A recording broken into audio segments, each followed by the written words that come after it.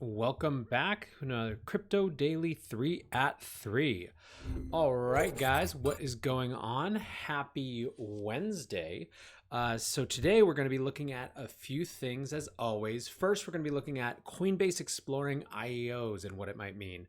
Two, we're going to look at a Trump tweet about negative interest rates that has the crypto world hopping. And then three, we're going to talk about Bitcoin data beyond the price. So let's start with a little Coinbase exploring IEOs. I thought this tweet from Niraj subtweeting an entire article and news piece was pretty great. He says, I still refuse to learn what an IEO is, but I can tell you that the calculation for whether or not the resulting token is a security is exactly the same. So that's Niraj from Coin Center, for those of you who don't know. So anyways, let's get into the news. So this comes out of Invest Asia, which is CoinDesk's event in Singapore this week.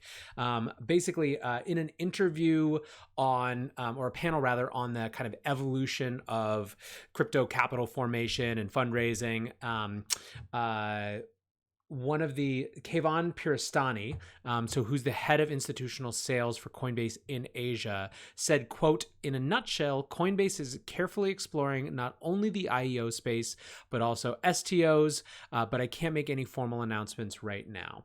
So this had a whole slew of the folks in the crypto industry talking. IEOs are obviously in a really interesting spot, right? So they're one of the most discussed topics of the year, undeniably.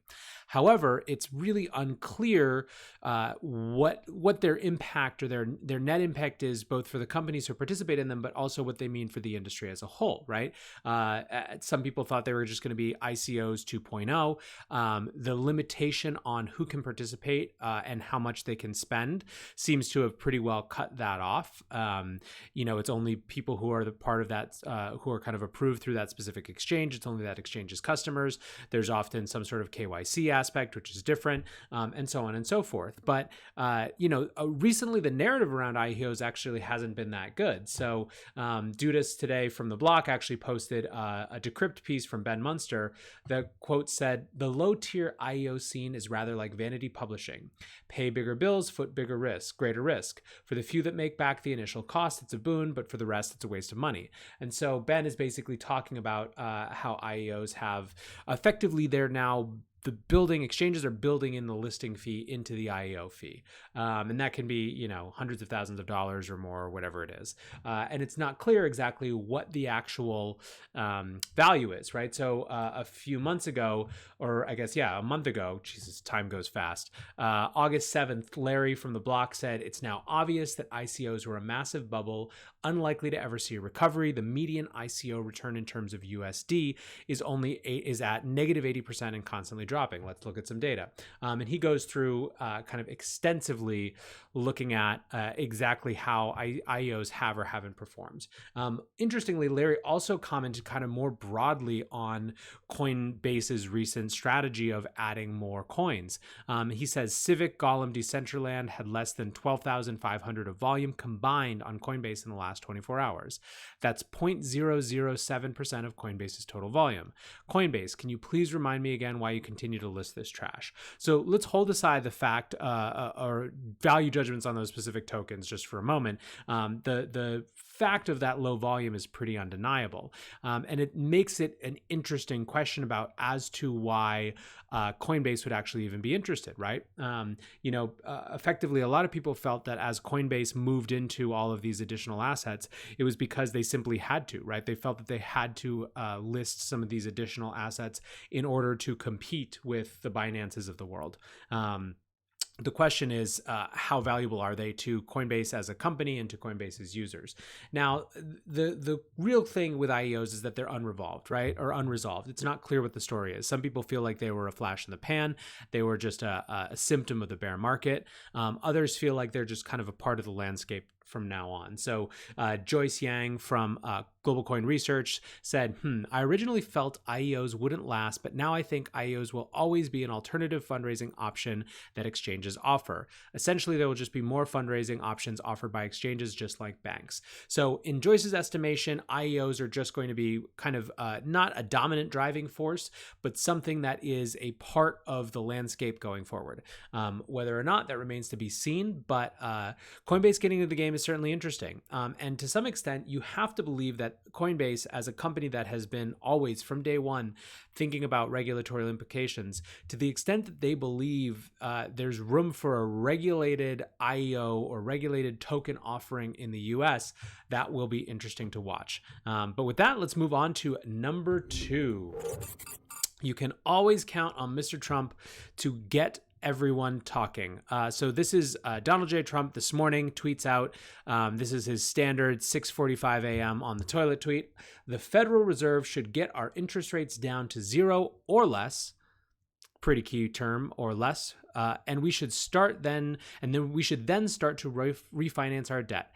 Interest could be brought way down, that's in all caps for those of you who are listening, while at the same time substantially lengthening the term. We have great currency, power, balance sheet.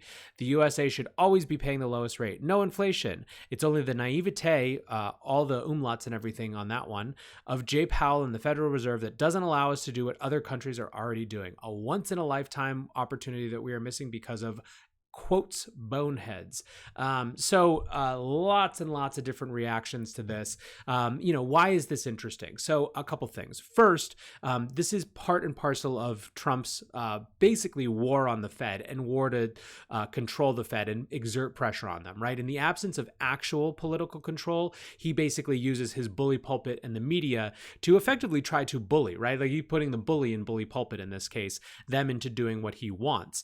He wants a dollar that is not so strong relative to the rest of the world, right? So this is also part and parcel of the broader currency war that's going on. And when you have a currency war, basically the places that do best are the places that are best able to deal with their kind of currency or help their currency be less valuable to attract more business, or who are best able to just deal with the consequences of this. So you see a tweet like this, and we're conditioned now in the crypto industry to expect the Bitcoin solves this, or buy Bitcoin after this. David Nage, actually from Arca and from the Base Layer podcast, even jokingly said, not seeing the cadre of buy Bitcoin after this tweet, was fully expecting it.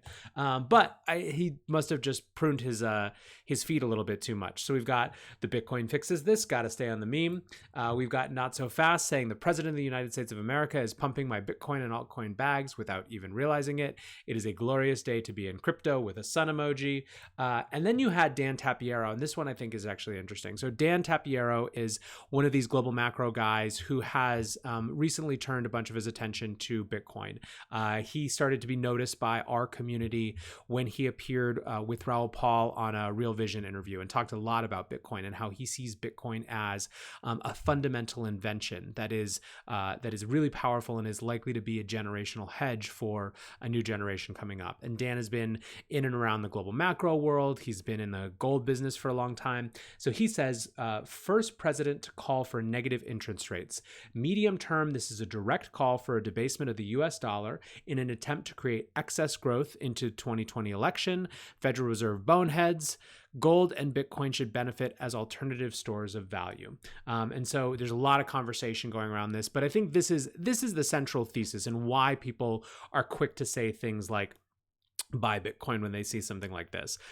It's a combination of one, this weird kind of aberrational negative interest rates that we're seeing crop up around the world, and the idea that the US president is pushing so aggressively for them. It's two, the fact of that aggressive push and the politicization of the Federal Reserve.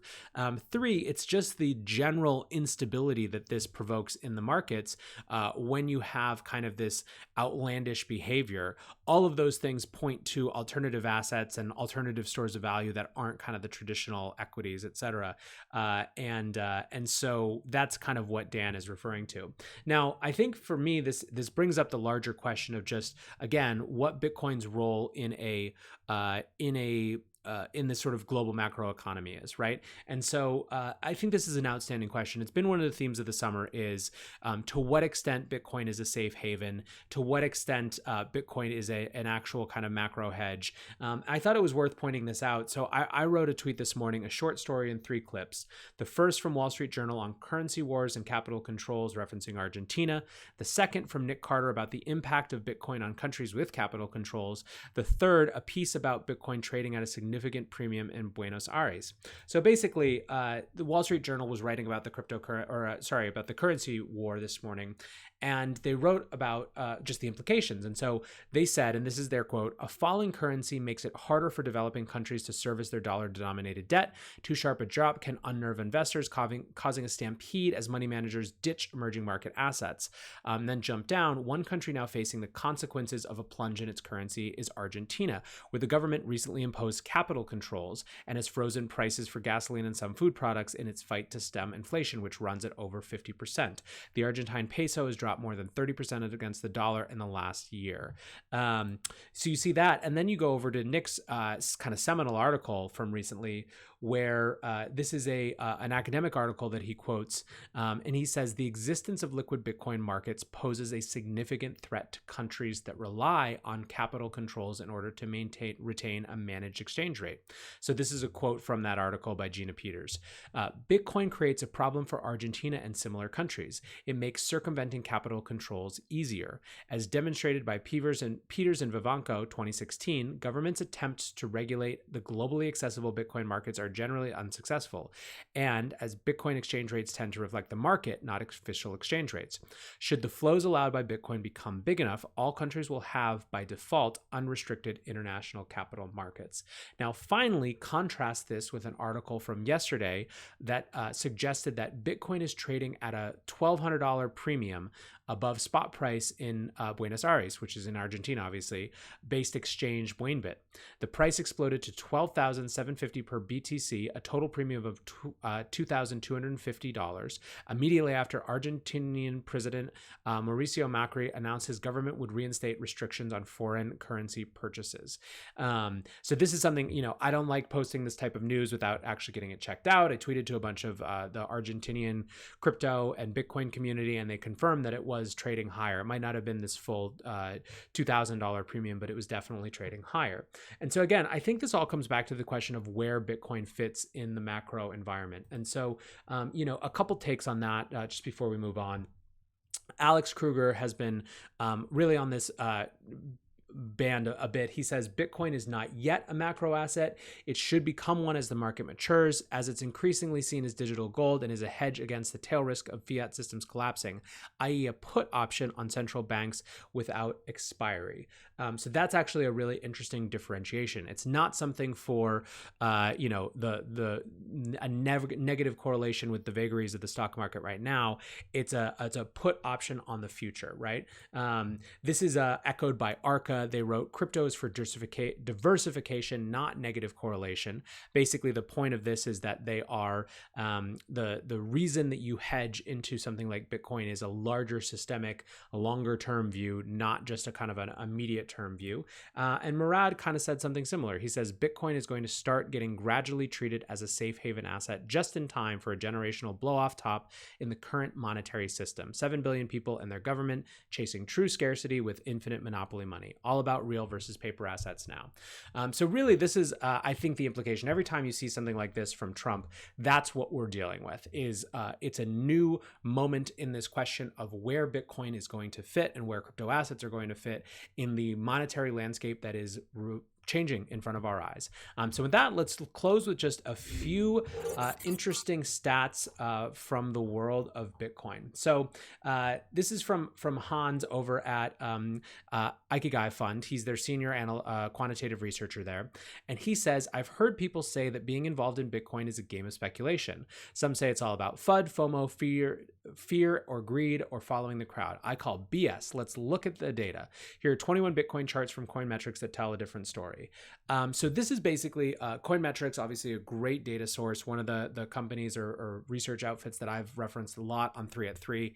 And Hans is going through and basically grabbing out a bunch of the metrics that aren't just the price metric and showing how good things are. So I'll just pull out a few that I think are interesting. So first, the amount of data being stored on the blockchain has been increasing constantly regardless of the price. Why do people want to transmit data on the Bitcoin blockchain? It's all about trust and the ability ability to transfer value without asking permission. Realized value is at an all-time high. This is the amount that coins are worth the last time they were moved. Look at that momentum. I thought this one was interesting. Let's turn our attention to the active supply over the last 7 days. This gives us unique insights into the behavior of Bitcoiners, specifically if they're holding or trading. When the blue line touches the red line, there's more hodling going on, bullish in a bull market.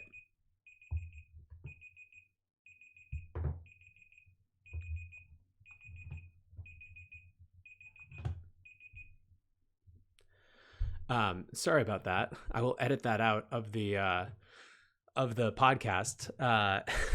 A little stopwatch going off.